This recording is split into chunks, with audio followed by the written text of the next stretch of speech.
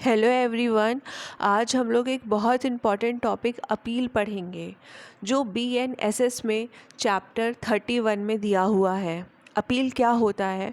तो यूजुअली जब कोई अग्राइव्ड किसी कोर्ट के जजमेंट से या ऑर्डर से अग्राइव्ड होता है और वो हायर अथॉरिटी के पास जाता है, हायर कोर्ट के पास जाता है कि जिस कोर्ट के जजमेंट से वो अग्राइव्ड था उसका रिव्यू हो सके, उसका डिसीजन चेंज हो सके, इसलिए अपील होती है। क्योंकि हम सबको पता है कि ऐसा कोई भी पर्सन नहीं है जो मिस्टेक नहीं कर सकता, सब मिस्टेक कर सकते हैं। जज भी ह्यूमन बीइंग है, उनसे भी मिस्टेक हो सकता है। तो उसके करेक्शन के लिए या फिर जो पर्सन अग्राइव्ड है किसी जजमेंट से, उसके अगेंस्ट रिव्यू उसका करवाया जा सके, फिर से वो पर्सन क्या करता है? अपील फाइल करता है। कहाँ करता है? हमेशा हायर कोर्ट में जाएगी ये अपील। और अपील कैसा राइट है? तो अपील स्टैट्यूटरी राइट है, मतलब जहाँ पर लॉ ने प्रोवाइड करा है वहीं पर अपील हो सकती है। अपील इनहेरेंट राइट नहीं है। अगर लॉ प्रोवाइड करता है कि इस ऑर्डर के अगेंस्ट अपील हो सकती है तो ही हो सकती है, अदरवाइज़ नहीं हो सकती है। सेक्शन 413 बात करता है no appeal to lie unless otherwise provided.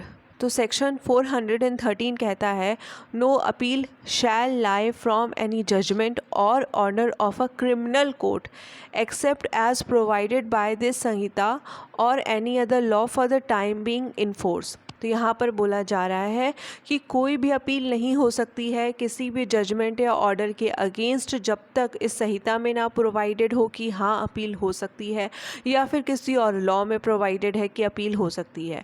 तो मतलब वो जजमेंट और वो ऑर्डर क्रिमिनल कोर्ट के जिसके लिए स्पेसिफिकली एक्सप्रेसली प्रोवाइड किया गया है कि इस जजमेंट के, इस ऑर्डर के खिलाफ अपील की जा सकती है, सिर्फ वहाँ पे ही अपील होगी, अदरवाइज अपील नहीं होगी। Provided that the victim shall have a right to prefer an appeal against any order passed by the court acquitting the accused or convicting for a lesser offense or imposing inadequate compensation, and such appeal shall lie to the court to which appeal ordinarily lies from the order of conviction of such court। तो यहाँ पर बोला जा रहा है कि victim के पास अधिकार है कि वो अपील प्रेफर कर सकता है, अपील कर सकता है ऐसे ऑर्डर के खिलाफ जो इसमें दिए गए हैं। 3 ग्राउंड्स हैं जहां पर विक्टिम अपील फाइल कर सकता है। 3 ग्राउंड्स पे। पहला, जहां पर अक्यूज्ड को एक्विट कर दिया गया है, तो कोई ऑर्डर जहां पर अक्यूज्ड को एक्विट किया गया है उसके खिलाफ विक्टिम अपील कर सकता है। जहां पर अक्यूज्ड को लेसर ऑफेंस के लिए कन्विक्ट किया गया है उस ऑर्डर के खिलाफ विक्टिम अपील कर सकता है। लेसर ऑफेंस जैसे मतलब कि चार्जेस बन रहे थे रॉबरी के या फिर ग्रीवियस हर्ट के, बड़े ऑफेंसेस के बन रहे थे, लेकिन उसको छोटे ऑफेंस के लिए कन्विक्ट कर दिया गया, थेफ्ट के लिए कर दिया गया, या फिर सिर्फ सिंपल हर्ट के लिए कर दिया गया। तो मतलब अगर जहाँ पर जो अपराधी था उसको कम सज़ा दी गई तो उसके खिलाफ भी क्या हो सकता है? अपील हो सकती है। या फिर इम्पोजिंग इनएडिक्वेट कॉम्पनसेशन। तो जब भी हम कॉम्पनसेशन का प्रोविज़न पढ़ते हैं तो वहाँ पे लिखा होता है कॉम्पनसेशन रीज़नेबल होना चाहिए। मतलब कॉम्पनसेशन ऐसा होना चाहिए ना जिससे विक्टिम का ट्रीटमेंट हो सके, रिहैबिलिटेशन हो सके, उसका जितना नुकसान हुआ है उसकी भरपाई हो सके। तो वहाँ जहाँ पे इनएडिक्वेट कॉम्पनसेशन दिया गया है ऐसे ऑर्डर के अगेंस्ट भी अपील हो सकती है। और ये अपील कहाँ पर होगी? तो ऑफ कोर्स अब इन्फीरियर कोर्ट से ऊपर की ही कोर्ट में जाएगी, जहाँ पर लॉ में प्रोवाइड किया गया है कि जैसे हाई कोर्ट से अपील सुप्रीम कोर्ट में जाएगी तो उसी हिसाब से अपील उसी हायरार्की के अकॉर्डिंग होगी। उसके बाद है सेक्शन 414 जो बात करता है appeal from orders requiring security और रिफ्यूज़ल टू एक्सेप्ट और rejecting surety for keeping peace और गुड बिहेवियर। तो यहाँ पर सिर्फ इतना बोला जा रहा है कि वो ऑर्डर जो सेक्शन 136 के अंदर पास किया गया है जिसमें बोला गया था आप सिक्योरिटी दो गुड बिहेवियर रखने के लिए अपना, या फिर वो ऑर्डर जो 140 सेक्शन के अंदर पास किया गया है और उस ऑर्डर से पर्सन क्या है? अग्राइव्ड है। तो इन दोनों केस में अपील कहाँ जाएगी? कोर्ट ऑफ सेशन में जाएगी। ये दोनों ही सेक्शन बात करते हैं maintenance of peace and public tranquillity का चैप्टर जो है उसके अंदर ही है। तो जो पर्सन ऐसे ऑर्डर से अग्राइव्ड है जो पास हुआ है सेक्शन 136 के अंदर या फिर सेक्शन 140 के अंदर, तो वो अपील कहाँ कर सकता है? कोर्ट ऑफ सेशन में कर सकता है। प्रोविज़ो कहता है provided that nothing in this section shall apply to persons the proceeding against whom are led before the session judge in accordance with the provisions of subsection 2 और subsection 4 of section 141। तो यहाँ पर बोला जा रहा है जहाँ पर प्रोसीडिंग सेशन कोर्ट में ही चल रही है under section 141 subsection 2 subsection 4 already session court में ही प्रोसीडिंग चल रही है इस सेक्शन के अंदर, मतलब सेक्शन 141 के अंदर, तो वहाँ पर सेक्शन 414 अप्लाई नहीं होगा। उसके बाद है अपील फ्रॉम कन्विक्शन। सेक्शन 415 बात करता है अपील फ्रॉम कन्विक्शन की। सबसेक्शन 1 कहता है any person convicted on a trial held by a high court in its extraordinary original criminal jurisdiction may appeal to supreme court. तो यहाँ पर बोला जा रहा है जहाँ पर हाई कोर्ट में ट्रायल चल रहा था और हाई कोर्ट के डिसीजन के अगेंस्ट अपील करनी है तो कहाँ जाएगी? ऑफ कोर्स सुप्रीम कोर्ट में जाएगी। हाई कोर्ट से इन्फीरियर कोर्ट में तो जा नहीं सकती ना, हमेशा सुपीरियर कोर्ट में जाती है अपील। तो अपील कहाँ जाएगी? सुप्रीम कोर्ट में जाएगी, हाई कोर्ट से अपील। ओके अच्छा, यूजुअली हाई कोर्ट में भी अपील ही जाती है, हाई कोर्ट में ट्रायल नहीं चलता है। तो ये कहाँ से पता चलेगा? अगर आप सेक्शन 520 पढ़ेंगे BNSS का तो वहाँ पे दिया हुआ है कि अपील, वहाँ पे दिया हुआ है कि कहाँ कब ट्रायल हो सकता है बिफोर हाई कोर्ट में। तो जब आप सेक्शन 520 पढ़ेंगे BNSS का तो वहाँ पे दिया हुआ है कि ट्रायल बिफोर हाई कोर्ट, मतलब हाई कोर्ट में भी ट्रायल हो सकता है। और अगर जब हाई कोर्ट में ट्रायल होगा तो कौन सा प्रोसीजर फॉलो किया जाएगा? तो अब जब आप सेक्शन पढ़ेंगे तो आपको पता चलेगा जो सेशन कोर्ट का ट्रायल होता है ना, जो हम पहले कवर कर चुके हैं, वो ही हाई कोर्ट की प्रोसीडिंग में फॉलो किया जाता है। तो हमने पढ़ा कि हाई कोर्ट में जब ट्रायल होता है तो हाई कोर्ट के डिसीजन के अगेंस्ट जब अपील जानी होती है तो सुप्रीम कोर्ट में जाती है। फिर सबसेक्शन 2 कहता है any person convicted on a trial held by a session जज और एडिशनल सेशन जज और on a trial held by any other court in which a sentence of imprisonment for more than 7 years has been passed against him or against any other person convicted at the same trial may appeal to the high court। तो यहाँ पर बोला जा रहा है कोई person है जिसको कन्विक्ट किया गया है। यहाँ पर सेक्शन 415 में आप देखेंगे कन्विक्शन के अगेंस्ट अपील हो रही है। तो यहाँ पे जिस कोर्ट ने कन्विक्ट किया है उसके अगेंस्ट अपील है। और अगर आप आगे सेक्शन देखेंगे, एक second, section appeal against acquittal आप देखेंगे 419 में, तो वहाँ पर कौन सा डिसीजन है? एक्विटल का डिसीजन है। और 419 में एक्विटल के डिसीजन के अगेंस्ट अपील हो रही है और 415 में कन्विक्शन के डिसीजन के अगेंस्ट अपील हो रही है। ओके तो सबसेक्शन 2 कहता है सेक्शन 415 का कि सेशन कोर्ट ने कन्विक्शन का डिसीजन दिया है या फिर एडिशनल सेशन कोर्ट ने कन्विक्शन का डिसीजन दिया है या फिर किसी और कोर्ट ने दिया है, कोई भी कोर्ट हो सकती है, और जो कि एम्पावर्ड है 7 साल से ज़्यादा की सज़ा देने के लिए उसने दिया है। तो ऐसा पर्सन जिसको ऐसी सज़ा मिली है वो क्या कर सकता है? वो हाई कोर्ट में अपील कर सकता है। तो यहाँ पर आपने देखा सबसेक्शन 2 में सेशन जज के डिसीजन के अगेंस्ट, एडिशनल सेशन जज के डिसीजन के अगेंस्ट और कोई भी कोर्ट जिसने 7 साल से ज़्यादा की सज़ा दी है, कन्विक्शन दिया है, इन तीनों के ही डिसीजन के अगेंस्ट अपील कहाँ जाएगी? हाई कोर्ट में जाएगी।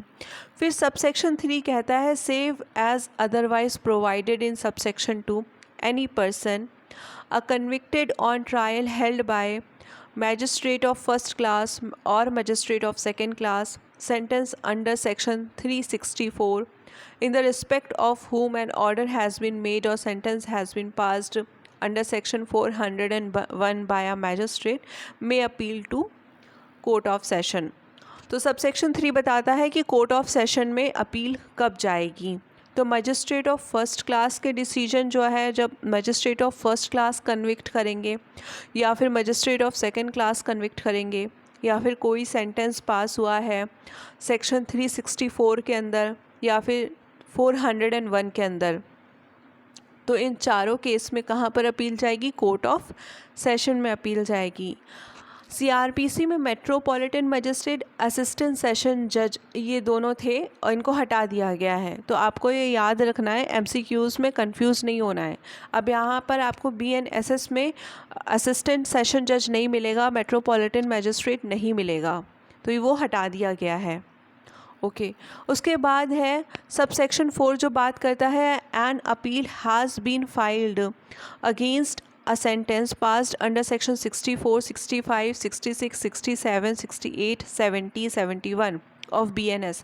The appeal shall be disposed of within the period of 6 months from the date of filing of such appeal. ये जो सेक्शंस दिए हुए हैं बीएनएस के, ये सेक्सुअल ऑफेंसेस के सेक्शंस है जिसमें रेप, गैंग रेप, इन सब के प्रोविजंस दिए हुए हैं।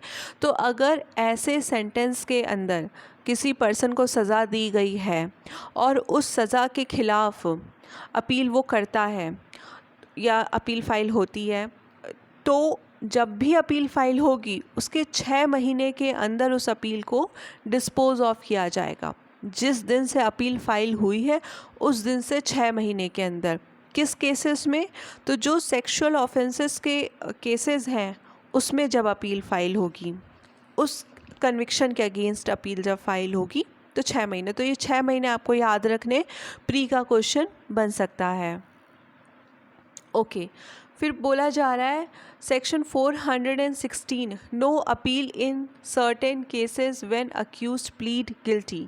तो वहाँ पर जहाँ पर अक्यूज्ड गिल्टी प्लीड कर रहा है वहाँ पर वो अपील फाइल नहीं कर सकता है। Section 416 notwithstanding anything in Section 415 where an accused person has pleaded guilty and has been convicted on such plea, there shall be no appeal. If the conviction by the High Court, if the conviction by a court of session magistrate of first class, second class, except as to the extent or legality of sentence. तो बोला जा रहा है जहाँ पर कोई person है जो प्लीड गिल्टी कर लेता है, अपने आप को गिल्टी मान लेता है, और जब वो गिल्टी मान लेगा तो उसको सज़ा दी जाएगी क्योंकि वो कह रहा है ना उसने अपराध किया है। तो वो जो सज़ा दी जा रही है, वो जो कन्विक्शन दिया जा रहा है, वो हाई कोर्ट के द्वारा दिया जा रहा है या फिर कोर्ट ऑफ सेशन के द्वारा दिया जा रहा है या फिर मजिस्ट्रेट ऑफ फर्स्ट क्लास है या सेकेंड क्लास है, तो फिर वो अपील नहीं कर सकता है। जब उसने खुद गिल्टी प्लीड करा है और इन दिए गए कोर्ट के द्वारा उसको कन्विक्ट किया जा रहा है तो वो अपील नहीं कर सकता है।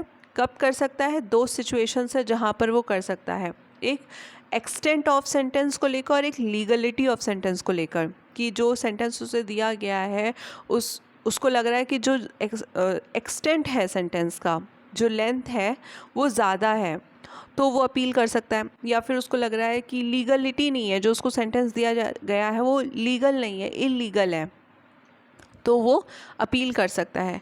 अदरवाइज़ वो अपील नहीं कर सकता है जहाँ पर उसने खुद को ही गिल्टी प्लीड किया है। फिर सेक्शन 417 बोलता है no appeal in petty cases. Notwithstanding anything in section 415 there shall be no appeal by a convicted person in any of the following cases namely। तो यहाँ पर बताया जा रहा है किस केसेस में अपील नहीं हो सकती है। इन दिए गए केसेस में अपील नहीं हो सकती है, जैसे जहाँ पे हाई कोर्ट ने सेंटेंस पास करा है, where a high court passes only a sentence of imprisonment for a term not exceeding 3 months or of fine not exceeding 1000 rupees or of both such imprisonment and fine। बोला जा रहा है जहाँ पर high court ने imprisonment दिया है और वो इम्प्रिजनमेंट 3 महीने से ज़्यादा की नहीं दी है, 3 महीने से कम की सज़ा दी है, या फिर फ़ाइन लगाया है और वो फ़ाइन 1000 से ज़्यादा का नहीं है, 1000 से कम का फ़ाइन लगाया है, या फिर दोनों दिया है। तो और किसने दिया है? हाई कोर्ट ने दिया है। तो इसके खिलाफ अपील नहीं होगी। ये जो स्केल है ये आपको याद करनी पड़ेगी, इससे प्री का क्वेश्चन बनता है कि कब अपील नहीं हो सकती है, हाई कोर्ट ने कितनी सज़ा लगाई हो कि अपील नहीं हो सकती है। तो अगर 3 महीने की सज़ा दी है उसने, मैक्सिमम है, मतलब नॉट एक्सीडिंग 3 मंथ है, तो मतलब कि 3 महीने तक की सज़ा दी है मैक्सिमम, या फिर 1,000 रुपये तक का फ़ाइन लगाया है मैक्सिमम, या फिर दोनों दिया है, इससे ज़्यादा नहीं है, तो ऐसे डिसीजन के खिलाफ हाई कोर्ट के अपील नहीं हो सकती है। फिर बोला जा रहा है जहाँ पे कोर्ट ऑफ सेशन ने सिर्फ सेंटेंस दिया है इम्प्रिजनमेंट का जो कि 3 महीने से ज़्यादा का नहीं है, या फिर फ़ाइन लगाया है जो कि 200 रुपये से ज़्यादा का नहीं है, या फिर दोनों लगा दिया है, तो भी अपील नहीं हो सकती है। ऐसे कोर्ट ऑफ सेशन के डिसीजन जो आएगा उसके खिलाफ अपील नहीं हो सकती है। या फिर मजिस्ट्रेट ऑफ फर्स्ट क्लास है जिसने सिर्फ फ़ाइन लगाया है और फ़ाइन सिर्फ 100 रुपये का लगाया है, 100 रुपये से ज़्यादा का fine magistrate of first class ने नहीं लगाया है, तो ऐसे डिसीजन के खिलाफ भी अपील नहीं हो सकती है। फिर समरी ट्रायल चल रहा था और समरी ट्रायल के दौरान 200 रुपये से ज़्यादा का फ़ाइन नहीं लगाया गया है, तो भी अपील नहीं हो सकती है। आपको ये स्केल याद रखनी होगी, आप इसका टेबल बना लीजिएगा और उसके बाद इसको याद कर लीजिएगा। उसके बाद है provided that an appeal may be brought against any such sentence if any other punishment is combined with it, but such sentence shall not be appealable merely on the ground. यहाँ पर एक बात बोली जा रही है कि जो अभी हमने ऊपर के दिए गए 4 सेंटेंस पढ़े, इनके खिलाफ अपील नहीं हो सकती है, बट इन्हीं चारों में किसी में कोई दूसरा सेंटेंस जोड़ दिया गया, कोई और पनिशमेंट जोड़ दी गई, तो अपील हो सकती है। पर जो दूसरी पनिशमेंट जोड़ी जा रही है वो नीचे दिए गई 3 में से नहीं होनी चाहिए। मतलब ऊपर की 4 जो सेंटेंस थे उनके खिलाफ अपील नहीं हो सकती थी, लेकिन अगर उसमें कोई और सज़ा जोड़ दी गई तो अपील हो सकती थी। लेकिन अगर जो नीचे अभी हम 3 सेंटेंस पढ़ेंगे, अगर वो सेंटेंस जोड़े जाते हैं ऊपर की सज़ा में तो अपील नहीं होगी। तो मतलब जो अभी हम नीचे 3 पढ़ेंगे इनके अलावा कोई और सेंटेंस अगर जोड़ा जाता है ऊपर की दी गई पनिशमेंट में तो अपील हो सकती है। आई होप आपको ये समझ में आया होगा। Okay, that the person convicted is order to furnish security for keeping peace, that the direction of imprisonment in default of payment of fine is included in the sentence, that more than one sentence of fine is passed in the case, and if the total amount of fine imposes does not exceed the amount herein before specified in the respect of the case। बोला जा रहा है कोई person है जिसको सज़ा दी गई और ऐसी सज़ा दी गई जिसके खिलाफ अपील नहीं हो सकती थी, मतलब ऊपर के दिए गए 4 सेंटेंस में से कोई एक सेंटेंस कोई भी समझ लीजिए, और उसी के खिलाफ कोर्ट, उसी के साथ कोर्ट ने ये भी बोला कि तुम्हें सिक्योरिटी भी देनी पड़ेगी क्योंकि तुम शांति भंग ना करो, तुम पीस बना के रखो। या फिर ये बोला कि अगर तुम पे फ़ाइन लगाया गया है तो तुम अगर ये फ़ाइन नहीं पे करोगे तो तुमको सेंटेंस हो जाएगा, इतने दिन तुम्हें कन्विक्ट कर दिया जाएगा। या फिर एक से ज़्यादा सेंटेंस पास हुए फ़ाइन के, लेकिन जो टोटल अमाउंट था वो अभी दिए गए हमने जो स्केल पढ़ा उससे ज़्यादा का नहीं था, मतलब जहाँ पर 200 रुपये था, 100 रुपये था या 200 रुपये था, उससे ज़्यादा नहीं था, उससे कम ही था, चाहे भले 2-3 सेंटेंस ऑफ फाइन लगाए गए थे, तो ऐसे केसेस में अपील नहीं होगी। इन तीनों के अलावा अगर कोई और सेंटेंस जोड़ दिया जाता है ऊपर के दिए गए 4 सेंटेंसेस में तो अपील हो सकती है। तो आई होप आपको ये प्रोविज़न्स समझ में आए होंगे। अगर आपको लेक्चर थोड़ा भी यूज़फुल लगा है तो please like, share and subscribe ज़रूर करें, कमेंट सेक्शन में ज़रूर बताएं। Thank you.